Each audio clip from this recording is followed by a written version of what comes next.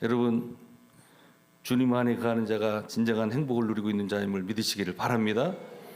특별히 하나님을 만난 이 예배 자리가 최고의 은혜의 자리고 복된 자리임을 믿으시기를 바랍니다. 우리가 예배 가운데, 이 자리 가운데 올 수 있다는 것도 내 힘으로 되는 것이 아니에요.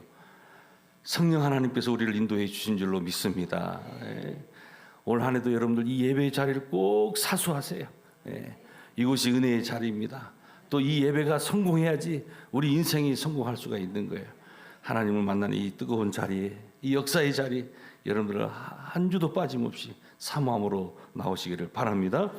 자, 오늘은 우리가 선교주일은 사실은 매월 마지막 주일이 선교주일이에요. 그런데 우리가 오늘 두 번째 주일, 또 오후에는 새 비전 나누기를 하면서 우리가 올 한 해 어떻게 선교할 것인가 작정하는 그러한 또 시간을 갖습니다. 사랑하는 여러분, 새해를 맞이한 우리들의 마음이라고 하는 것은 다양한 여러 많은 계획들을 세울 거예요. 가정에서, 또 직장에서 여러분들이 자기 개발을 위해서, 또 교회도 나름대로 여러 가지 많은 계획들을 세우고 달려나갑니다. 그런데 이러한 새로운 결단과 소망으로 시작하는 한 해 가운데 여러분들이 꼭 빠지지 말아야 될 가장 핵심 중심의 이 꿈과 비전이 있다면, 여러분 올 한 해도 여러분들의 삶을 통해서 하나님의 나라와 복음이 확장될 수 있기를 주님의 이름으로 축복합니다. 하나님이 지금도 우리를 이 땅에 보내주신 것은, 하늘나라의 대사로 오늘 저와 여러분을 보내주신 것은 하나님 나라를 확장하라고 우리를 이 땅에 보내주신 줄로 믿습니다. 이 사명을 절대로 잊어버리지 마세요. 이것이 우리들에게 있어서 가장 귀한 사명이라고 하는 거예요. 우리가 하루하루 살아가고 한 해 한 해 살아가는 것이 이 땅에 그저 우리가 취해서 그냥 우리의 유익만을 위해서 살아가는 인생으로 하나님이 이 땅에 우리를 보내주신 거 아니에요. 여러분, 우리는 가치관이 다른 가치관을 가지고 있잖아요. 우린 다 어디에 속한 사람들입니까? 하나님에게 속한 사람들이에요. 하나님에게 속한 사람들은 하나님의 이 정체성, 하나님 우리의 자녀의 어떤 정체성을 가지고 살아가야 되는 거예요. 그건 뭐냐면, 여러분, 우리 모두는 다 복음의 일꾼이다라는 거예요. 저를 따라하십시오. 나는 복음의 일꾼이다. 나는 하나님 나라 복음을 위해서 보냄받은 선교사이다. 할렐루야. 여러분, 우리는 다 선교사예요. 노선교사님, 권선교사님, 우리 옆에 있는 거 한번 불러보세요. 선교사님 한번 불러보세요.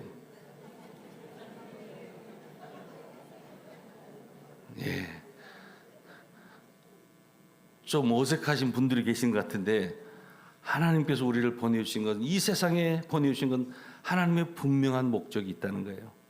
여러분, 그 목적이 무엇입니까? 하나님 나라를 위해서 영혼을 건져내는 일에 하나님께서 우리를 불러주신 줄로 믿습니다. 가장 중요한 사명이에요. 그래서 오늘 한 해를 살아갈 때, 하나님, 내가 이러이러한 새로운 결단과 소망 속에서 오늘 한 날도 살아가기를 원합니다.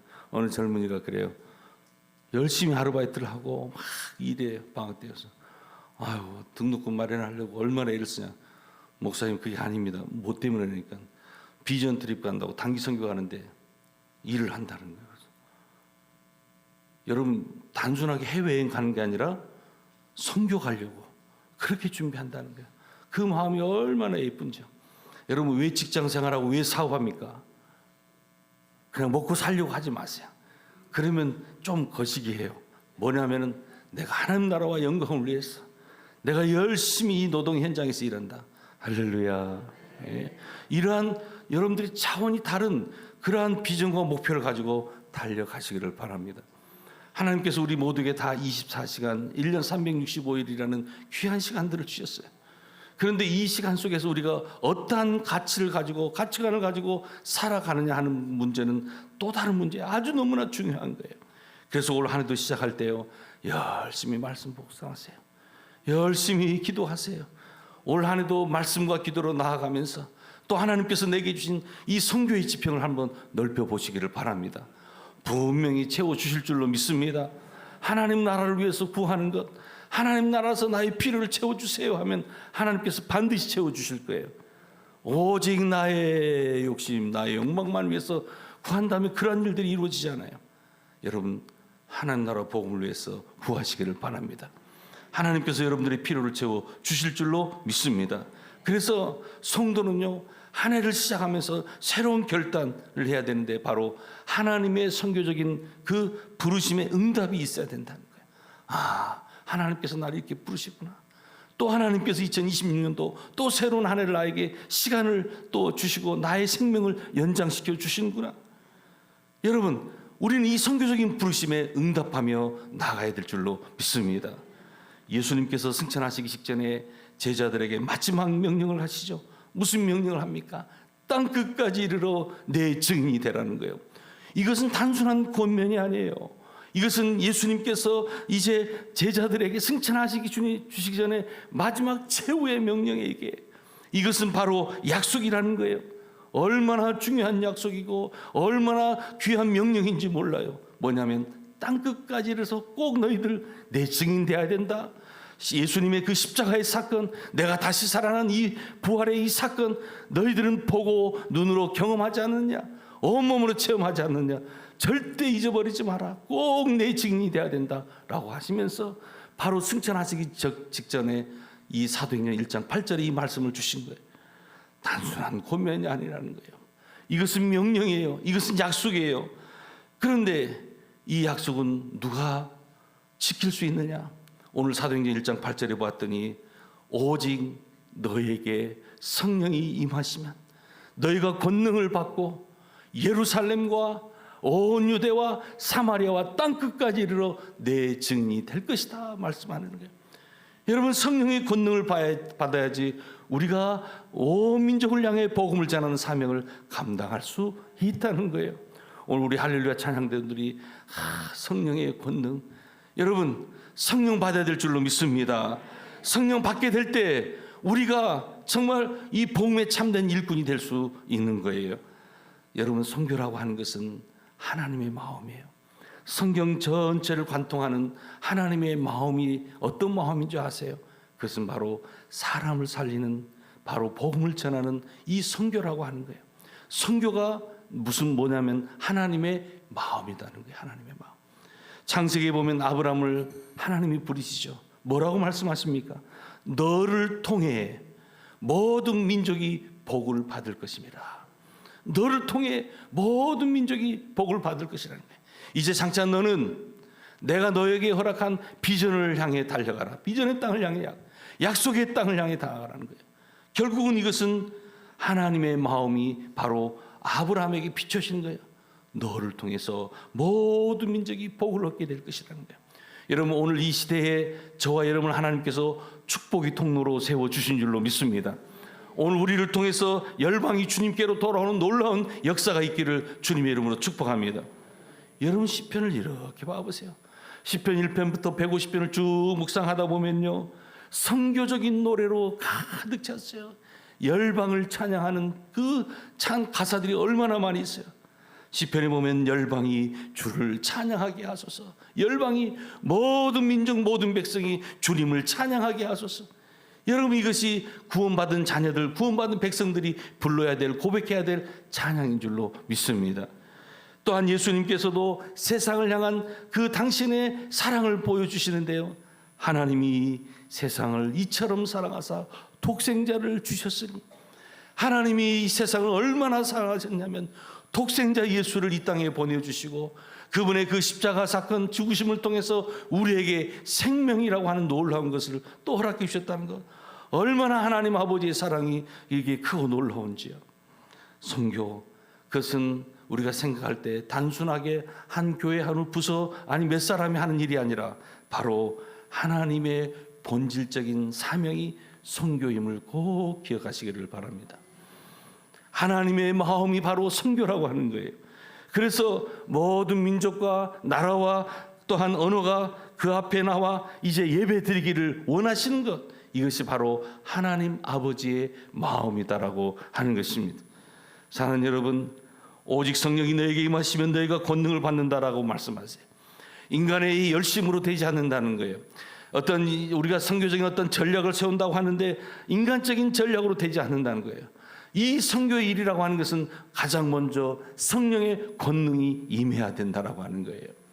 선교는 성령의 권능으로 이루어지는 것입니다. 여러분 예수님의 12제자를 봐보세요. 예수님께서 부르셨을 때 다 그들은 순종하고 왔긴 왔어요. 그런데 성령의 권능을 받기 이전이에요. 그러다 보니까 자충우돌하고 얼마나 넘어지고 실패하고 그랬습니까? 예수님을 파는 자가 있습니다. 예수님을 모른다고 부인하는 자가 있습니다. 어려운 사건이 어려운 일이 있을 때 주님의 곁을 다 떠나버리는, 이게 바로 성령을 받기 전에 제자들의 모습이었어요. 그런데 그들이 성령을 받고 놀라운 삶의 변화가 일어나게 되었어요. 그들은 두려움에 떨던 제자들은 성령을 받게 되고 놀라운 그 변화가 일어나게 되는데 가장 먼저 담대해지더라는 거예요. 예수를 전하고 복음을 전하는데 너무나 담대해지더라는 거예요. 사랑하는 여러분, 성령의 권능이 우리 가운데 임할 수 있기를 주님의 이름으로 축복합니다. 성령이 임하게 될 때 언어와 또한 문화의 장벽을 넘어 복음을 전하게 되는 거예요. 여러분, 열방을 향해 많은 선교사님들이 가 있잖아요. 과연 그분들이 어떻게 문화가 다르고 언어가 다른데 그렇게 고생하면서 복음을 전할 수 있습니까?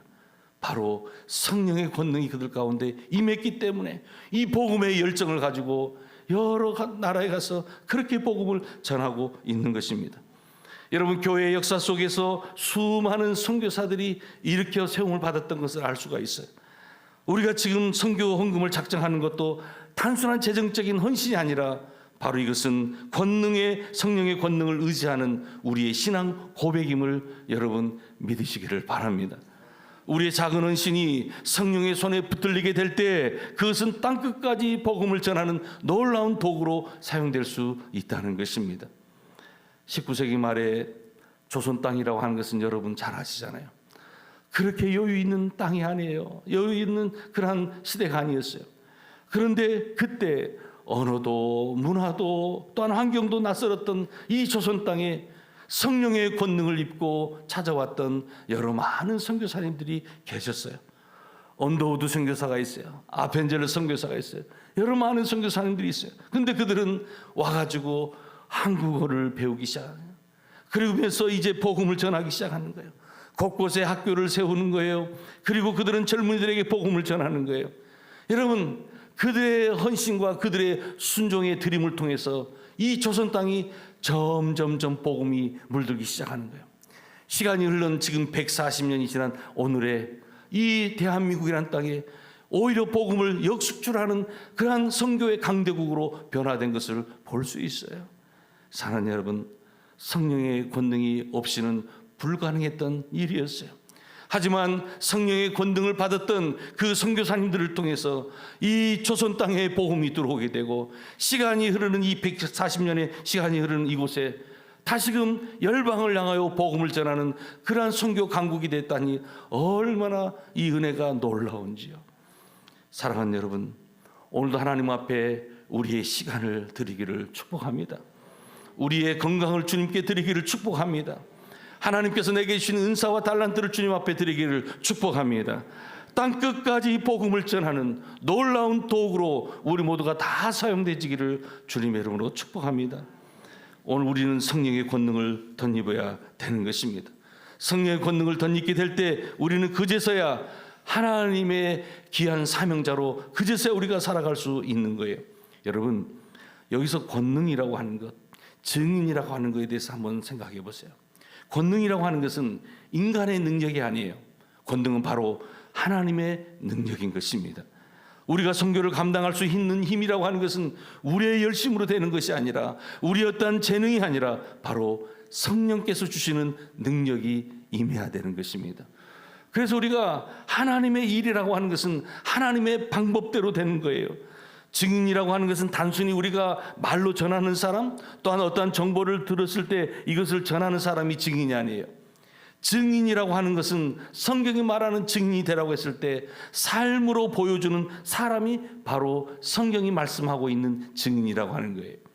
예수님의 사랑과 희생을 삶 속에서 드러내는 증인, 이 증인. 그래서 우리는 꼭 해외에 나가지 않더라도 내가 속해 있는 가정과 직장과 또 캠퍼스 또한 우리의 이 지역 가운데서도 우리는 증인으로 살아가야 되는 줄 믿습니다. 그래서 선교라고 하는 것은 하나의 삶의 방식이고 삶의 존재이고 삶의 목적이 돼야 되는 거예요. 그래서 우리는 항상 살아가면서 나는 선교사로 살아가는 거야. 나는 하나님 나라 복음을 위해서 하나님께서 이 땅에 보내주셨어. 그리고 나의 모든 삶을 통해서 나는 영혼을 살리는 일에 쓰임 받아야 돼. 이것이 바로 선교라고 하는 것은, 선교의 목적이 바로 무엇인가를 우리는 분명히 알아야 할 것입니다. 사랑하는 여러분, 오늘 우리 모두가 다 증인된 삶을 살아갈 수 있기를 주님의 이름으로 축복합니다. 예수 그리스도의 십자가와 부활을 경험한 증인들입니다. 또한 하나님의 은혜와 사랑을 체험한 증인들입니다. 또한 여러분들은 성령의 역사와 또한 이 교회 공동체 안에서 변화된 삶을 살아가는 그러한 증인입니다. 이 증인을 살아가는, 증인된 삶을 살아가는 우리 모두가 되기를 주님의 이름으로 축복합니다. 여러분, 이 선교의 범위가 어떻게 확장돼야 됩니까? 오늘 성경은 우리들에게 분명하게 제시해요. 가까운 곳부터 점점점 멀리까지 가라는 거예요. 먼저는 예루살렘입니다. 여러분, 예루살렘이라고 하는 것은 우리의 가정일 수 있어요. 여러분들이 속해 있는 어떤 그 직장과 여러분들의 삶의 자리일 수 있어요.